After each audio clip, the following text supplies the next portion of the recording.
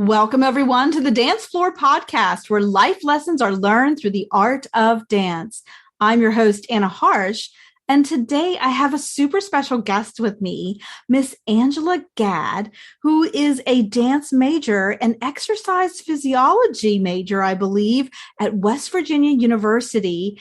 And she also auditioned and participated with Allegro Dance Company this past summer and toured with us and danced beautifully. So please welcome Miss Angela. Welcome to the dance floor, Angela. Hey, it's such a great honor to be here. I love it. Angela, tell my listeners a little bit about your dance journey. Like, how did you get into dancing? Yeah, this is fun.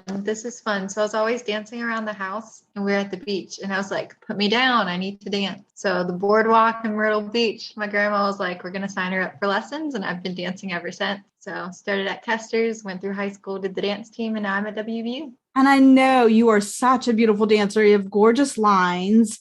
And so what inspired you? It sounded like as soon as your feet hit the floor, you wanted to move. And that's sort of how I was too. Ever since my feet could hit the floor, I was on the go and never stopped. What inspires you the most? I know you've been chatting with me briefly about a certain kind of dance. So tell us a little bit about that special dance project or dance that you really enjoy. Yeah. So I'm really, the older I get, the more I get into social dance, which has been so fun to explore. I love the 20s and the 50s and all of that. But recently I've really been getting into learning more and researching more into Argentine Tango, which is something I've never physically done yet, but I'm heading to Pittsburgh soon to take some lessons. So I'm really excited about that. But it's actually really good for Parkinson's disease and trying to reverse disease progression and help stabilize the patient so that way they don't lose motor function. That's awesome and so fascinating. Dance and science really do go hand in hand. I learned a little bit of Argentine tango from some specific ballroom dancers throughout my career, and it's exquisite. It's challenging. It's passionate. The steps are very articulating, and I love the footwork in it. So I can kind of see how that could really keep someone really their motor skills on their toes for real. And tell us a little bit more. Do you know anything about the research of that or the connection between that specific style? Oh, absolutely. So I actually wrote my thesis on this summer, and it's just so fascinating. So Argentine tango is really easy to modify. So depending on disease progression, if they want to do it by themselves or with a partner, or even having it be a more advanced class versus a beginner class, it's really great because it's very flexible in that way. But it also mimics a lot of movement patterns that start to be degraded when someone experiences Parkinson's disease. So when someone has a gait freeze, maybe it's visually... Tell us what a gait freeze is. So a lot of people living with Parkinson's disease will experience gait freezing, and that's maybe entering a new room. Their brain will see like the change in the floor texture, and it like automatically tells them, oh, there's a door there, I'm going to stop. But there's no door there. It's open. You're walking into the next space. So their body physically stops, even though their brain may be telling them to go. So tango is really great for this because there's a lot of unpredictability, and you really go with the music. So you have the auditory cues to cue the movement as opposed to the visual cues, which are telling them to stop. They have the music there to override that and tell them to keep going, keep dancing. But they also get to practice stopping really sharply and picking back up and going right back into the movement, which is really helpful with building that muscle memory. And dance is great for building and forming new neurological connections in the brain, whereas their motor cortex may be degrading from this disease. They can build a new motor cortex with these new dance steps in a separate area of the brain. So the more they do it, the less they're going to experience these gait freezes and other bradykinesia, slow walking, all these other motor symptoms. So, wow, really Angela, cool. That is so fascinating. I know that dance touches so many lives out there, just from being passionate about it, maybe you just enjoy it, but this is bringing dance into a whole new level for people that are suffering with so many kinds of diseases.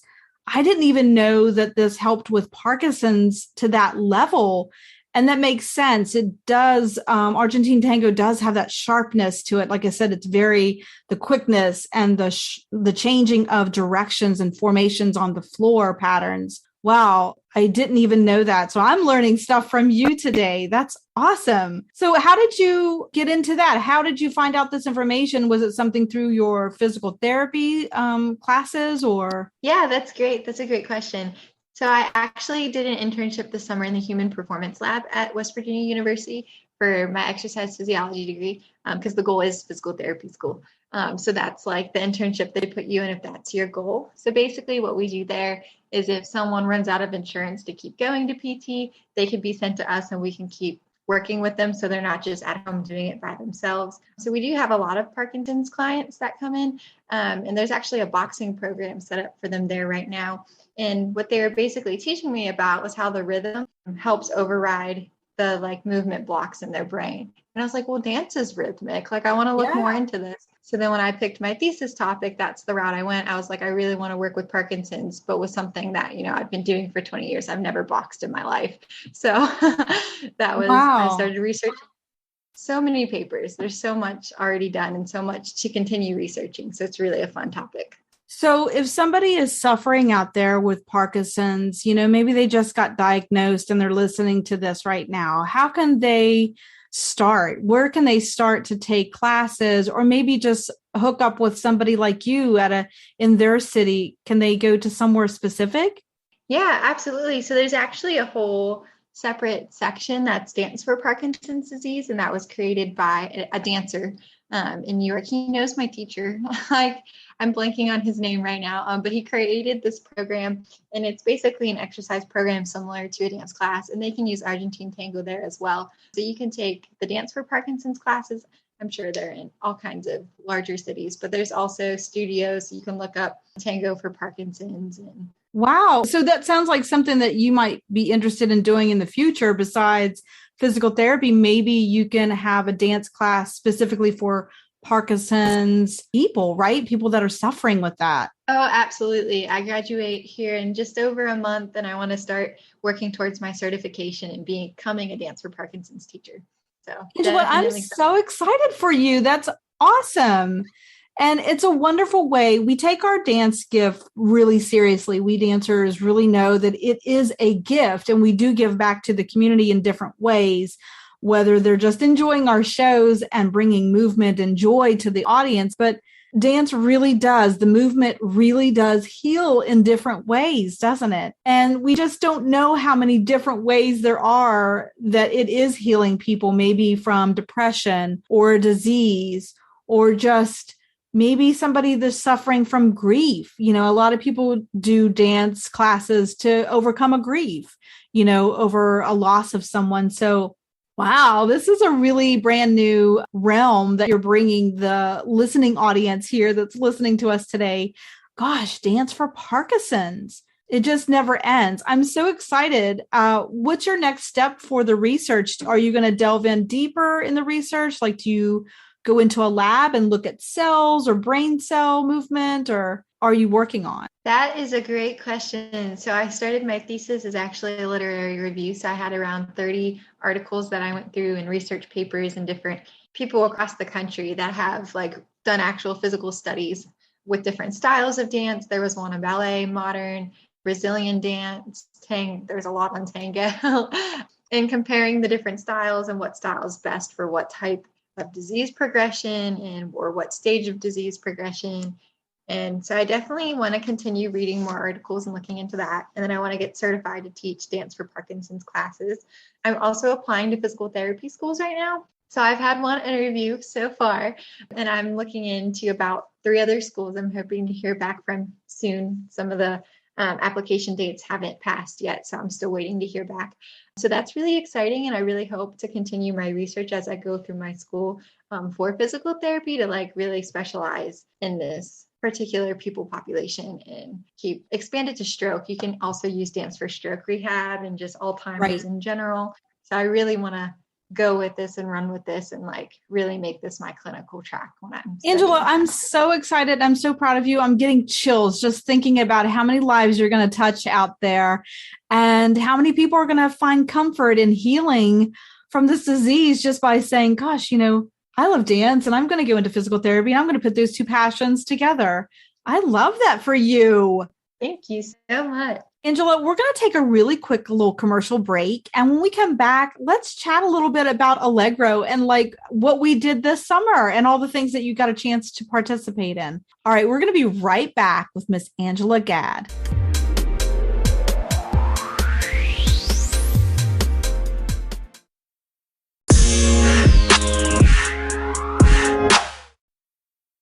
Welcome back, everyone, here on the dance floor. I'm your host, Anna Harsh, and I've been talking and chatting up with Miss Angela Gadd, one of my Allegro Dance Company members this year. She's been talking about how dance, Argentine tango specifically, and Parkinson's disease go hand in hand, how one is helping the other, curing the disease and helping them with their symptoms.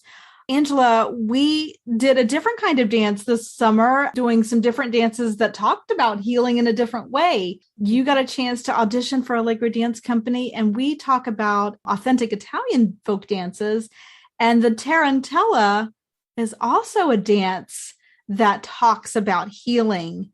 And the myth goes, if you were bitten by a tarantula spider and you were ridding your body from the poison, you would do these convulsive movements and sweat this poison out. And you would do these fast movements and footwork and turns and spins to sweat this poison out of the body. So bring it to present day, Angela. We didn't really do any convulsing on the floor during our shows, but the tarantella has evolved into a celebratory kind of dance today. So we went to a festival or two, a grand opening. Let's talk about the grand opening we went to in Morgantown, West Virginia.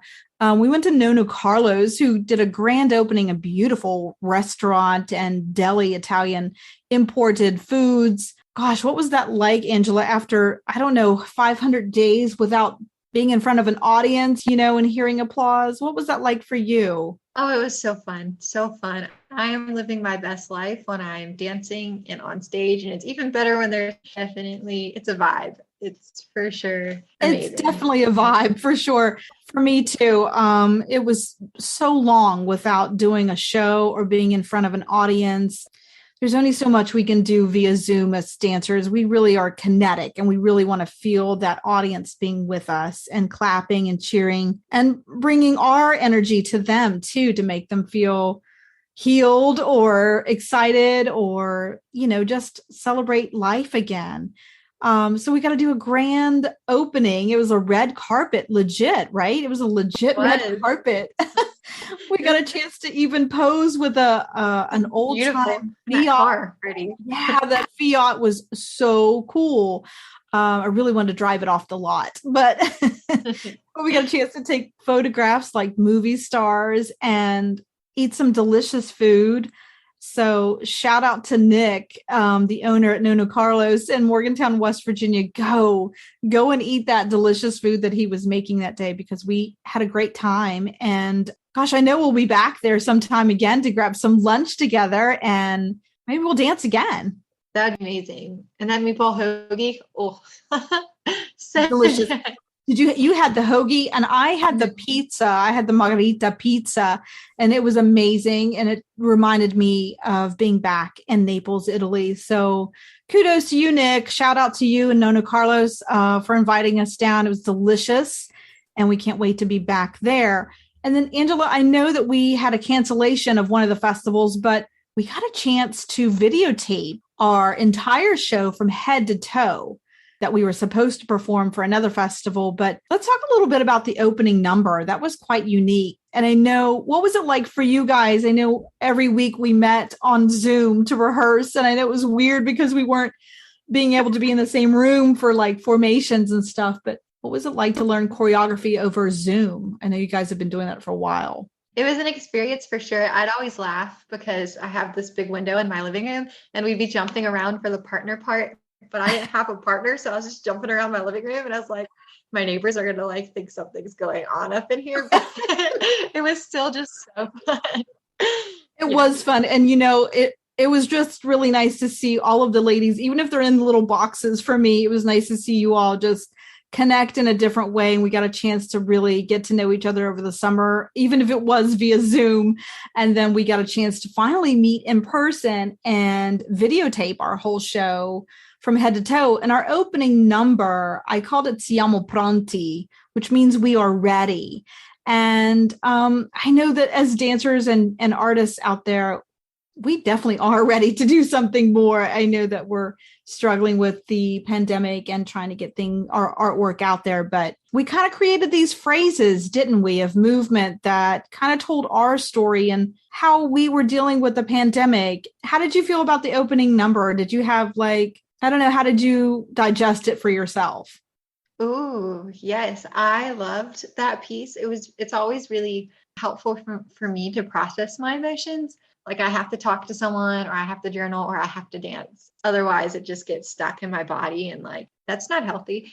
So I just really enjoyed having the experience to get to process the past 2 years and actually move and get it out of my body. And this is how I felt. This is how I'm thinking. And then we passed it at the end. We reached out you are not alone. We are ready. We're ready to resume. Yeah. Reaching out for the audience and so that they knew that they weren't alone. I love that too. I kept rethinking that in my mind, how should I end this? How should the piece end? And I thought, you know what, we should just pass it to the audience and, reaching out our arms and outstretching our arms just to let them know they're not alone too. We're all working together. And I got a chance to let you guys really come up with a little phrase here and there in the opening number. I love doing that because everybody has something to say.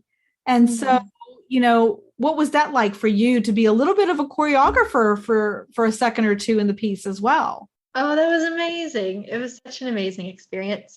And it was such a great topic to choreograph. It's very relevant to our lives. So I just kept thinking about how I'm such a people person and I couldn't be with people. And I was like, how do I say this with movement?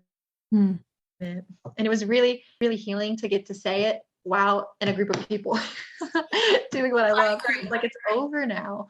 I'm with people again. Yeah.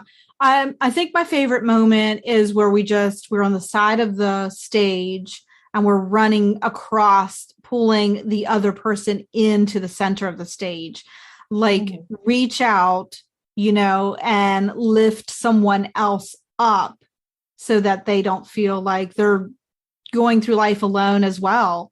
I think that was my favorite moment. Absolutely. So powerful. Very powerful.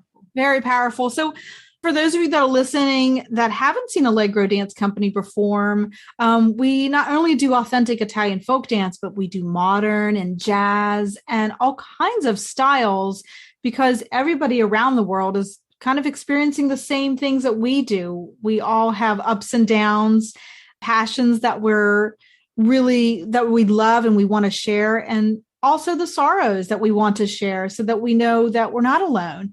And as Angela was mentioning today, that dance is healing. And we want everybody to know that, moving together is healing and powerful. And I'm so excited for your future. So Angela, you're telling us a little bit about what's next for you. So what is next? So now you're applying, you're going to graduate when? Soon. Oh, December 18th. Yes. So almost around the corner. Oh my gosh, that's a month away. Angela, I'm so excited for you. So you're graduating undergraduate with both dance major and exercise phys? So a BA and a BS. Yes. Okay. And the next step is to get into physical therapy school. Mm-hmm. Correct. Oh, wow. Okay, everyone. We're going to wish Angela all the good vibes because she needs to get into this physical therapy school to achieve her dreams. Yes, I'm so excited for you too. You've got me thinking so much. I really think Circolo. Yeah, Cercolo or Circolo. Yep. Yeah. I love that folk dance. It's from the northern part of it. Our Circolo routine, that would be really great for a group class. Yes. Yeah, that would be so good for a group class. Yes. Angela, I have kind of good news. In a few weeks, I will be at Point Park University teaching a master class on Italian folk dance. So I'm really excited to share it with those dance majors and hopefully maybe West Virginia University too. Like maybe we can organize something there so they can get a master class in sometime as well. But yeah, you're right. These dances that we've been learning that you guys got a chance to experience and actually perform have been over 2,000 years old. And so I'm excited to pass it on to another group of dancers and share it. So I'm so thrilled with your performances over the summer, and hopefully you get a chance to dance with us again in the spring and do some more of your work and share more of your work about your study with Parkinson's and Argentine Tango. How exciting. I would love that so much. Angela, when we are done with the podcast, I'm going to hook you up with some teachers that I think will be amazing for you to learn Argentine Tango from. And yes, I've been reading about it for so many months. I want to get it in my body. It's so cool. I had the best time learning it myself. I'm not super proficient in it, but I tell you what, if there's a dance class, I'm going with you. I want to brush up on my Argentine Tango skills. And if you're listening out there and you want to see more of Angela's work, Angela, how can people be in touch with you if they want to see more of your study in the future? Oh, absolutely. So I'm working on a website. Unfortunately, it's not ready to launch yet. That's okay. But in the meantime, you can find me on Facebook. Just look up Angela Gadd. My last name is Gadd. Angela Gadd, G_32 on Instagram. Perfect. I'll put those in the program notes so that people can click on it and keep up with you and find out more about what you're studying. And gosh, what if this becomes the cure? What if that's just part of the cure in the future? Who knows? Oh my gosh. It's so good for both motor and non-motor symptoms. So it's just the earlier we catch disease progression, the earlier we get them in dance classes, the longer their function's going to remain the same. It's just another reason, everyone, that you should take a dance class. Oh, yes. They're so fun. They're so fun. And it keeps you on your toes. It keeps you healthy. It keeps your mind working, all of your motor skills working. I just can't think of any more to say about dance. I mean, it's just good for the mind, body, and spirit. So, Angela, we wish you the best. And I'm so excited that you joined us today on the dance floor. Yes, thank you so much for having me. This was super fun. Super fun. Well, thank you all for listening today on the dance floor. Don't forget to like, share, and subscribe. I'm your host, Anna Harsh. And until next time, keep moving on the dance floor.